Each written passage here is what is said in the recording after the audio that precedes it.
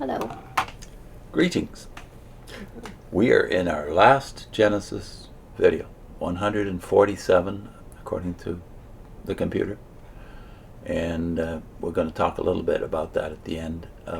We're in the last three verses of Genesis chapter 50, and last time we noted the faith that's consistent in Abraham, Isaac, Jacob, and now in Joseph, namely that God is going to be faithful to his land promise and the blessing of the nation in the land, even if it doesn't look that way to our eyes. So Jacob is dying in Egypt, and now Joseph is dying in Egypt.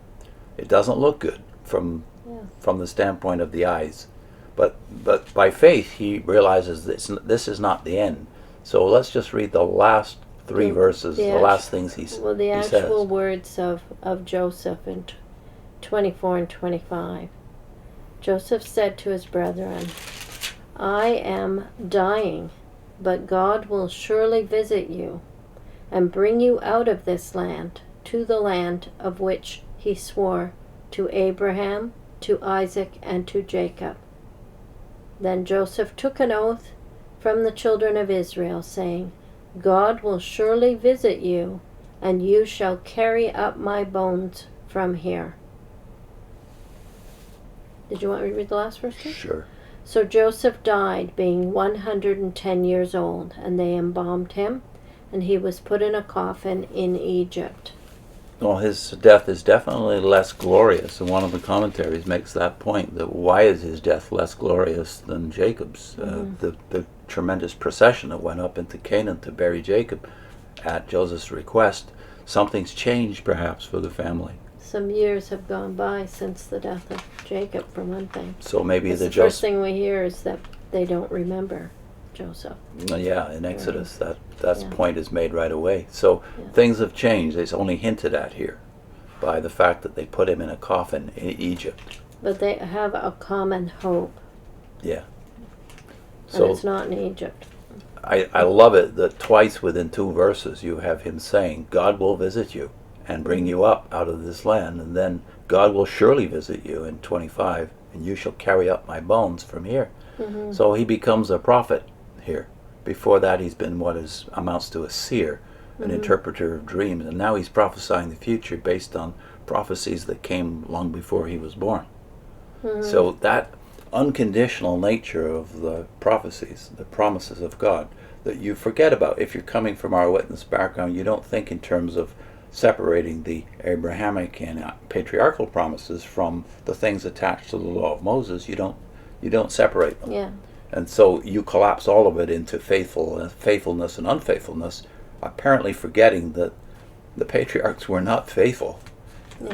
Joseph was the only one you could make a case for, right? And you still have the hope being expressed by Jews in worship. They continue to be hoping for the same thing. Yeah. And in Psalms? I'm thinking, I want to read that psalm because they seem to be thinking the way the psalmist thinks in a very famous psalm, which we'll get to in a second, but the theme that goes from Genesis chapters 2 and 3, where sin enters the world through two people, the first two, right through to here, where, no, it's not been about Israel's faithfulness. At no point is it dependent on them. They're all benefiting from Jacob's faith. They don't have the same faith as Joseph, but the rest of the nation benefit by his faith.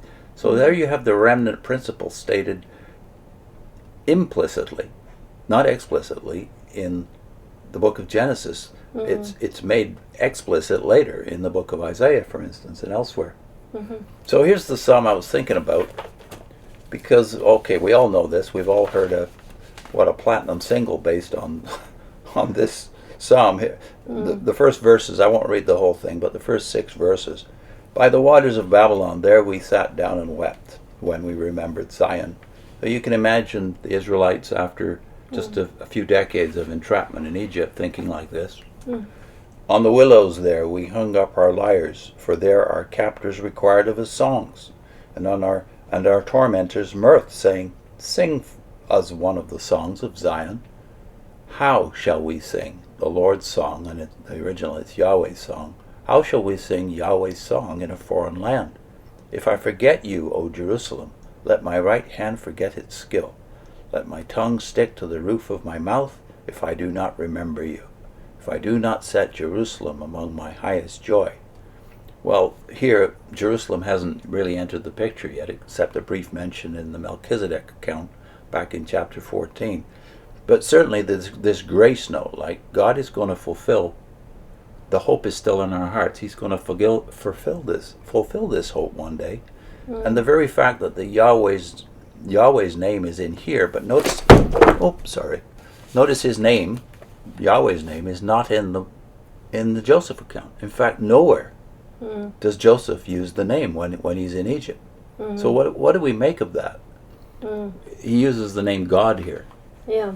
He always refers to the deity, Israel's God, as God.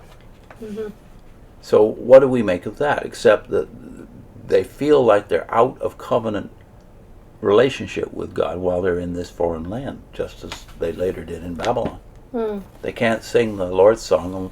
They can't praise the Lord in an open-hearted way until that guilt, that collective guilt, is lifted off them. So we've got a few good quotes here, right? Yeah, I have Strahan here. He says, he spoke the Egyptian language, married an Egyptian wife, served an Egyptian king, but he was never Egyptianized. His heart was true to the kindred points of heaven and home. And if he could not live in Canaan, he was minded at least to sleep his last sleep in it. We feel that it is characteristic of him that his last recorded utterance contains the name of God. His ruling passion is strong in death. His loyalty to the God of Israel is outstanding fact in his story.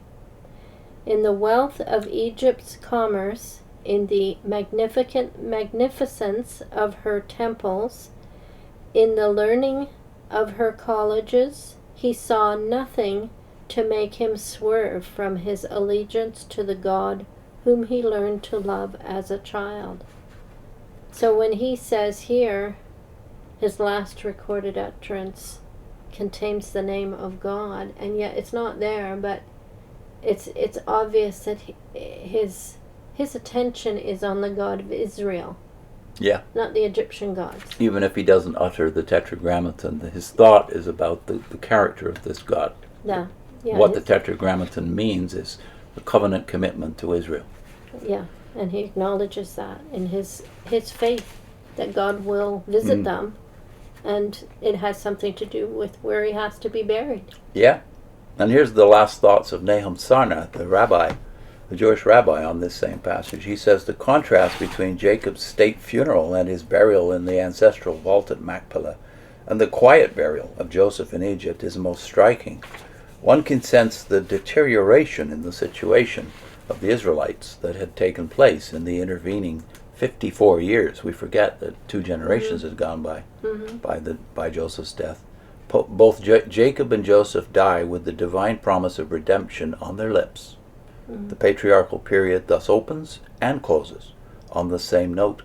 The formative period in Israel's history is over, and the great national drama is about to unfold. Then he quotes the last words. God will surely take notice of you. ESV says visit you and bring you up from this land to the land which he promised on oath to Abraham, to Isaac, and to Jacob.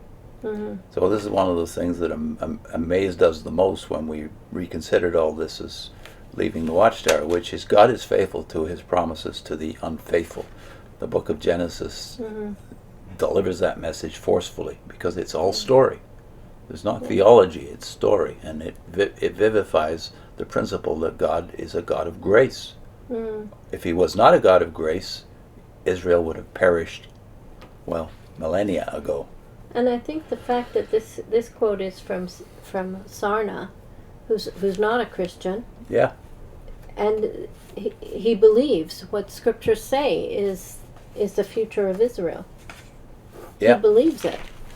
They still believe it. And Campbell Morgan's last words on this are Mhm. also, I think, warming, heartwarming. Thus ends the book of Genesis, and it is evident that it is indeed a book of beginnings and not of consummations. To leave everything at this point is to end what commenced with the majestic declaration, "In the beginning God," and the account of the creative moment of God in a coffin in Egypt. Genesis demands a way out of Egypt for that coffin, or else the faith of the man whose bones rest therein was of non-effect. The name of the next book is in itself the answer to that demand, Exodus. The going out is to follow, and the coffin to find rest in the land of promise. Regeneration is not complete, but its gracious operation moved forward, and all the men of faith, by faith, have seen must finally be accomplished. Yeah.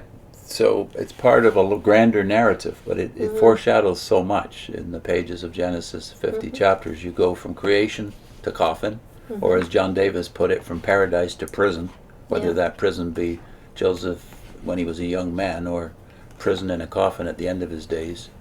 Yeah, there's a hope, though. There's a hope that they obviously kept in the midst of all their vacillations and their declensions in terms of their faith. It had ups and downs, that's for sure, except for Joseph, who seems to be the exception rather. He's the remnant principle. There's some people who no matter what you do to them, still seem to hang on to their faith. So we're going to urge you to go back to the beginning of our Genesis playlist. We'll put the playlist on the screen. And the first video of the playlist is entitled How Genesis Cured 2 JWs. So it's the first 15 videos are not study of the book properly. That starts in the teens, but the first 15 are our own testimony as to what the book of Genesis did to feed our souls and to convince us of things we never really knew before. We read it without watchtower glasses. So check the first video out, how Genesis cured 2 Jehovah's Witnesses, and the playlist is also on your screen. We'll see you soon. Hi. About 12 minutes.